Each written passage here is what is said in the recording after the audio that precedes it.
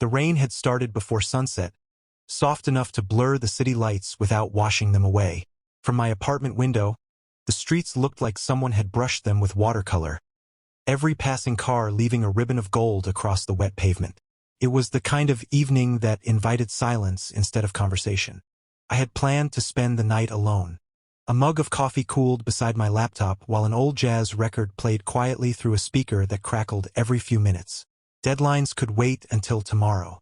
For once, I wanted a night where nobody expected anything from me. Then my phone vibrated. A message from Miles. "Come alone. We need to talk." I frowned. Miles never texted like that. If he wanted to see me, he'd usually send a joke first or complain about the terrible coffee at the cafe near the river. Serious messages weren't his style. I stared at the screen for several seconds before locking my phone again. Maybe it wasn't important. A few moments later, it buzzed once more. This time it was Silas. "Please come." Only 2 words. Yet somehow they carried more weight than an entire conversation. Silas rarely asked for anything. He was the quiet one among us, the person who listened more than he spoke. If he said, "Please," something had to be wrong.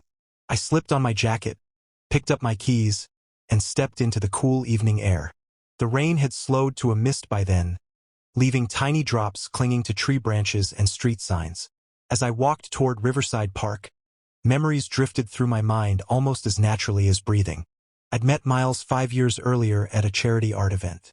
Within 10 minutes, he'd convinced me to help him carry folding tables across the hall, and within an hour, he'd somehow learned my favorite music, my terrible cooking habits, and my habit of apologizing even when I wasn't at fault. Silas had entered our lives a few months later. He'd been standing alone during one of Miles's birthday parties, quietly watching everyone else laugh. I remembered walking over with 2 paper cups of lemonade, offering him one without saying much. He smiled. It wasn't a big smile, just enough to tell me he appreciated not having to explain why crowds made him uncomfortable. After that, the 3 of us became almost impossible to separate. Weekend hikes, late-night movies, long drives with no destination, birthdays, holiday dinners, countless conversations that lasted until sunrise. People often joked that we looked more like brothers than friends. Sometimes I believed them. Those years had given me something I'd never really had growing up, a place where I belonged. That was why tonight felt so strange. The closer I came to the park, the quieter the city seemed. The usual sounds faded behind the steady rhythm of rain tapping against leaves. Streetlights reflected in puddles like scattered stars. When I reached the old stone bridge overlooking the river, I saw them. Miles stood with his hands buried deep inside his coat pockets. Silas stood a few steps behind him. Neither of them waved. Neither smiled. Even from a distance, I could tell something had changed. I slowed my pace. An uneasy feeling settled somewhere beneath my ribs. "What's going on?" I asked as I reached them. Miles looked at the river instead of at me. Silas lowered his eyes. For a long moment, nobody answered. The silence felt heavier than the rain. I tried to laugh. "You two are starting to scare me." Still nothing. Finally, Miles took a slow breath. "We needed you here because this couldn't happen over text." The words landed harder than I expected. I looked from Miles to Silas, searching their faces for some hint that this was all an elaborate joke. There wasn't one. Only worry, only regret, and a strange sadness I couldn't yet understand. I had no idea that the next few minutes would divide my life into 2 parts. The years before this night, and everything that would come after. The weeks that followed felt strangely colorless. The city remained exactly as it had always been. People hurried across crowded sidewalks, cafes filled with quiet conversations, and buses arrived with their usual impatient hiss. Nothing outside had changed. Yet every familiar place now carried a memory I wished I could escape. I stopped visiting the little cafe near Riverside Park. Every corner reminded me of Miles laughing too loudly over a terrible joke, while Silas smiled into his coffee, pretending he wasn't laughing too. Those ordinary moments had once felt permanent. Now they lingered like echoes in an empty room. Work became easier than thinking. I buried myself in graphic design projects, accepting every assignment that appeared in my inbox.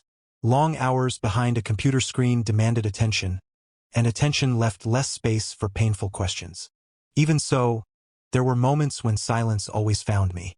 Late at night, early in the morning, or whenever rain tapped gently against my apartment window. My phone stayed unusually quiet. Friends I had once spoken to every week slowly disappeared. Some had heard the stories Miles had spread. Others simply chose distance rather than asking difficult questions. I couldn't entirely blame them. Rumors often arrived wearing the clothes of truth. One evening, while organizing old files on my laptop, I found a folder labeled Blue Ridge Weekend.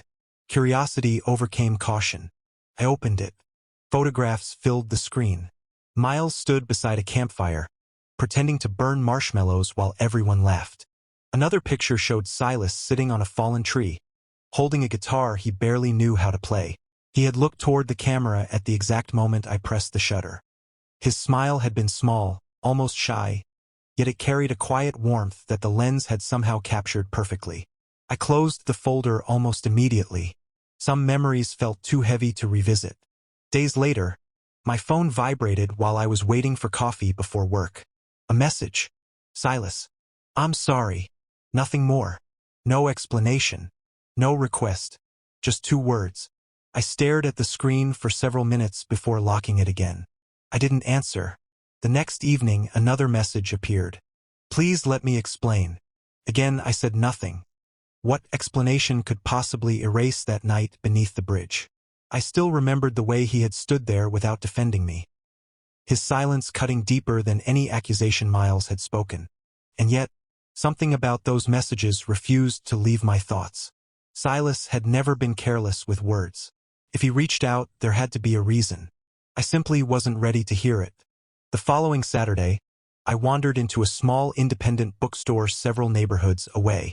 It was quiet, warm, and smelled of old paper and fresh coffee. It felt like the sort of place where painful thoughts softened around the edges. I had just reached for a novel when another hand stopped beside mine. I looked up. Silas. For a heartbeat, neither of us moved. He looked thinner than I remembered. Dark circles rested beneath his eyes, and the gentle confidence he once carried had been replaced by something quieter, something burdened. Rowan, he said softly. My name sounded unfamiliar in his voice. I nodded politely, unsure whether to stay or leave. I didn't know you'd be here. I didn't either, I replied. Silence settled between us once again. Not angry, just painfully uncertain. Finally, Silas lowered his gaze. Not everything happened the way you think. Before I could ask what he meant, he stepped back. I know you don't owe me your time, he said. But someday, I hope you'll let me tell you the whole story. Then he walked away, disappearing between the crowded shelves before I could answer. I stood there holding a book I no longer intended to buy. For the first time since that rainy night, doubt quietly entered my heart. What if the story I'd believed wasn't the whole truth? 3 days passed after our unexpected meeting in the bookstore. I told myself I had already moved on. I repeated it every morning while making coffee. I repeated it every evening before turning out the lights. But some lies sound convincing only until the room becomes quiet. On the 4th morning, there was an envelope resting against my apartment door. No stamp, no address, only my name, written in careful handwriting I recognized immediately. Rowan. For several minutes, I simply looked at it. Part of me wanted to throw it away without opening it. Another part remembered the expression on Silas's face in the bookstore. Not defensive, not angry, only tired. It was the face of someone who had been carrying something far too heavy for far too long. I carried the envelope inside. The apartment was silent except for the rain tapping softly against the windows. I made a fresh cup of coffee before sitting beside the window. Only then did I break the seal. Inside was a single folded letter. Rowan, you don't have to forgive me after reading this. You don't even have to believe me. But I owe you the truth because my silence hurt you more than any words ever could. That night wasn't planned the way you think. When Miles asked me to come, he told me we were meeting to fix things between all 3 of us. I believed him. I didn't know what he intended to say until we were already standing on the bridge. By the time I understood, everything happened too quickly. You looked at me, waiting for me to speak. I should have. Instead, I froze. I'll regret that moment for the rest of my life. I lowered the page. The memories returned with painful clarity. The bridge. The rain. Miles speaking with complete confidence. My eyes searching for Silas. His silence. At the time, I had seen that silence as agreement. Now I wondered if it had been something else entirely. I unfolded the second page. You once asked me why I dislike conflict. I never answered honestly. Growing up, every argument in my family ended with someone leaving. Sometimes for hours. Sometimes for weeks. I learned that speaking at the wrong moment could make everything worse. That's not an excuse. It's simply the reason I failed you. When you walked away, I wanted to follow you. I took one step. Then I stopped. I still hate myself for that. I read those lines twice. Then a third time. Not because they erased my pain. They didn't. But because they sounded painfully honest. Silas had never been someone who hid behind dramatic speeches. Even his apologies were quiet, carefully chosen, as though every word mattered. At the bottom of the letter was one final sentence. If you ever want the rest of the story, I'll be at Maple Street Cafe next Saturday at 2. If you don't come, I'll understand. There was no pressure. No request for forgiveness. Only an open door.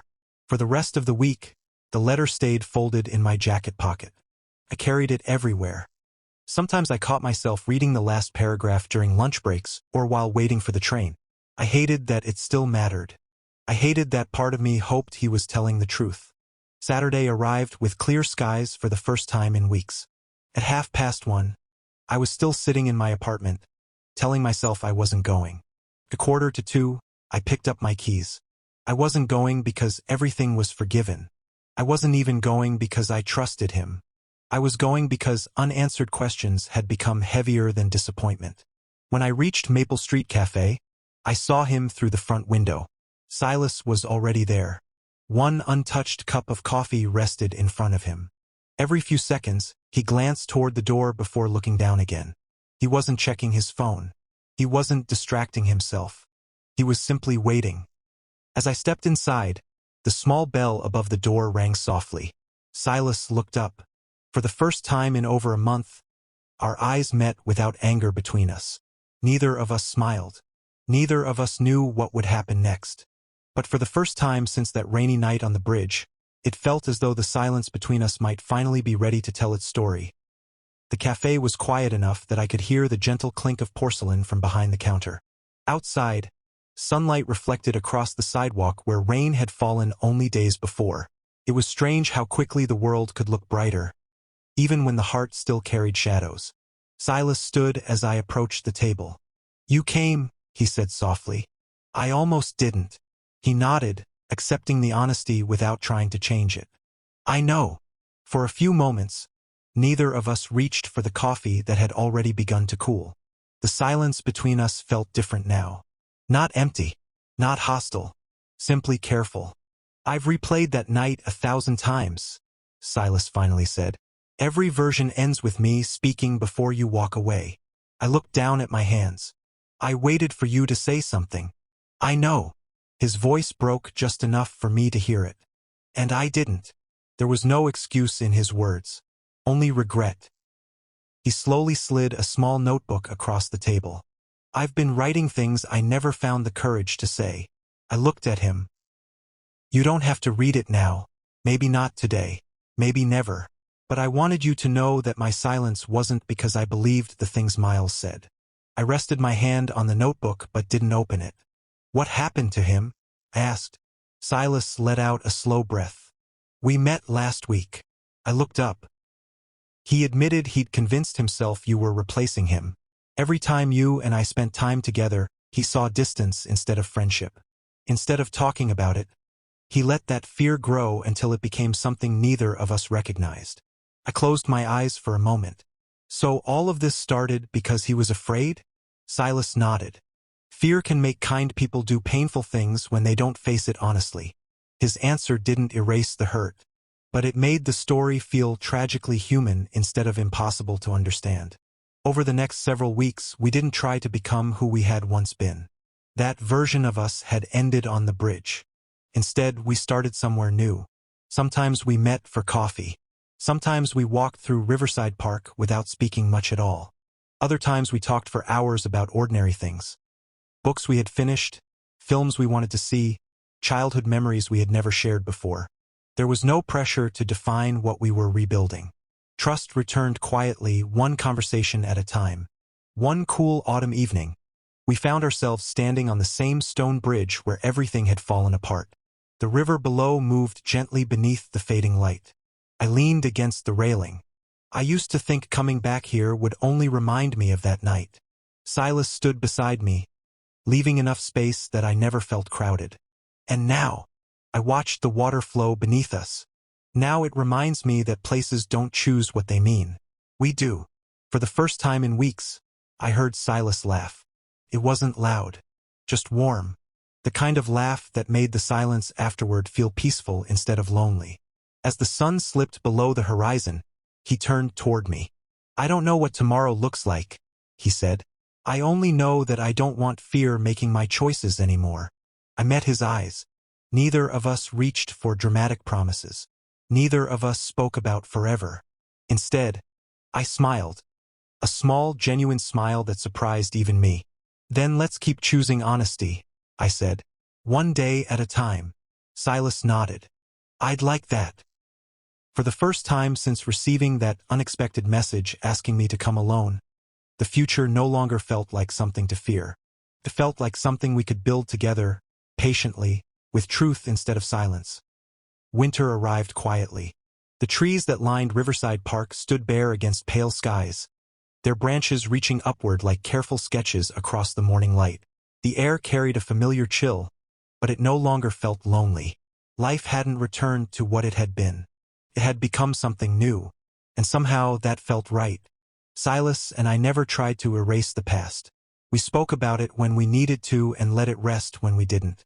Trust wasn't rebuilt through grand promises or dramatic moments. It grew in ordinary days. A shared cup of coffee before work. A message asking if I had made it home safely. Long walks where conversation drifted naturally between memories, books, and dreams for the future. Those small moments became stronger than the memories that had once haunted me. Miles reached out only once more. His message was simple. "I'm sorry for the pain I caused. I don't expect forgiveness. I only hope you both find peace." I read it twice before setting my phone down. There was no anger left inside me. Only acceptance. Some people remain part of our story without remaining part of our lives. I silently wished him well and let the message become the end of that chapter. One Saturday afternoon, Silas invited me to a small art exhibition downtown. It wasn't crowded, which made it feel comfortable for both of us. We wandered through quiet rooms filled with paintings of oceans, forests, and city streets. One painting stopped us both. It showed two figures walking across a bridge at sunset. They weren't holding hands. They weren't even looking at each other. They were simply walking in the same direction. For a long moment, neither of us spoke. Finally, Silas smiled. "It reminds me of us." I nodded. "Not because everything is perfect." "No," he agreed softly, "because we kept walking." His words settled gently in my heart. That evening, we returned to Riverside Park. The same bridge stood above the river, unchanged by seasons or memories. This time, we crossed it together. Halfway across, I stopped. "I used to think that night was the worst thing that ever happened to me," I admitted. Silas looked at me with the same quiet kindness that had always been there, even when I had been too hurt to see it. And now, I watched the water moving beneath us, calm and steady. Now I think it forced all of us to face the truth. It hurt more than I thought I could bear, but it also taught me that real trust isn't built by never making mistakes. It's built by having the courage to face them honestly. Silas's eyes grew bright with emotion. "I'll always be grateful that you gave me the chance to prove that." I smiled. "You earned it." We continued walking until the city lights began reflecting across the river, just as they had on the night everything changed. The difference wasn't the place. The difference was us. I had learned that betrayal could leave deep scars, but it didn't have to decide the rest of a person's life. Forgiveness didn't mean forgetting. It meant refusing to let yesterday steal tomorrow. As we disappeared into the evening together, I realized that love had never arrived all at once. It had been waiting in quiet conversations, patient understanding, shared silence, and the choice to keep showing up for one another. Sometimes, the strongest relationships aren't the ones that never break. They're the ones rebuilt with honesty, compassion, and hope. And as the lights of the city glowed behind us, I knew one thing with complete certainty. The message that had once filled me with fear, "Come alone, we need to talk," had led me through heartbreak, truth, forgiveness, and finally to a place where I no longer had to walk alone.